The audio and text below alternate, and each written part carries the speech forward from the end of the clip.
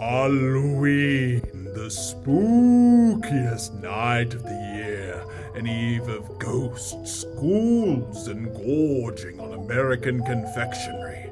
A night steeped in the occult. Actually, that's not really true. Yeah, well, Halloween today has admittedly lost its original focus entirely. The night was originally a Christian holiday, which might surprise some people. Yeah, in fact, the name Halloween is just a contraction of All Hallows Eve, as in, hallowed be your name, Eve. It's the evening before All Hallows Day, now more commonly known as All Saints Day.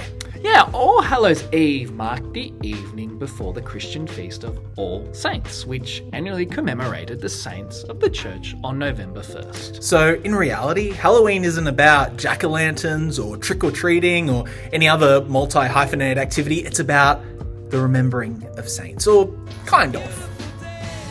Because long before Ireland was filled with inspirational rock bands, it was filled with pagan Celts, who at the end of summer would celebrate the harvest festival known as Samhain, which aptly translates to the end of summer. And look, this festival was pretty sketchy. Offerings and sacrifices were made in the belief that these pagan gods wouldn't play supernatural tricks on the Celts. But like all good Christian festivals, the Catholic Church rebranded it.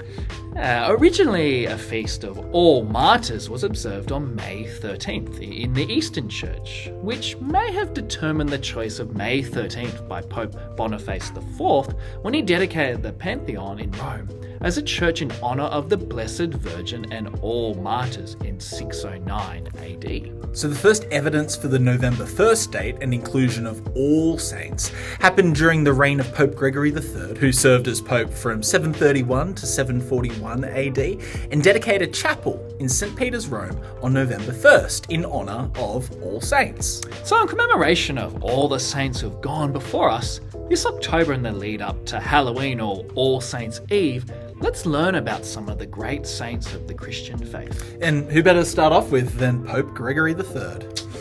So, Gregory III was actually born in Syria, of all places. Yeah, fun fact, he was actually the last non-European pope until Pope Francis in 2013, more than 1,200 years later.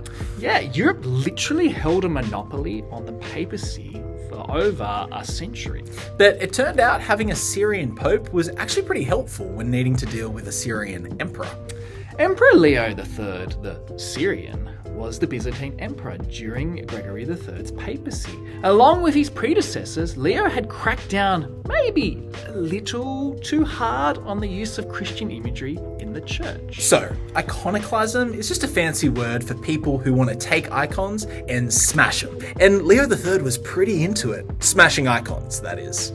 Emperor Leo III believed that any image was a form of idolatry, as it would lead to worshipping it. He ordered tons of religious images to be taken down and destroyed, which may seem silly to us, but it was actually a really big theological issue for the church. Yeah, like on and off for the next 1,000 years or so, Pope Gregory III was so convicted in his fight against iconoclasm that he called a council to defend the use of a religious image in the church.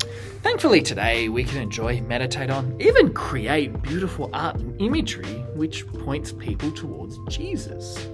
But this was something Pope Gregory and many others after him had to fight for. Imagine some of history's greatest Christian artists, Rembrandt, Caravaggio, Michelangelo, Kanye West, well, maybe not him, but you get the point, may have never created the beautiful works we know today if saints like Pope Gregory III had never stood up against iconoclasm. So here's to Pope Gregory III, the 90th Bishop of Rome, fighter of iconoclasm and founding father of Halloween. Cheers, Greg!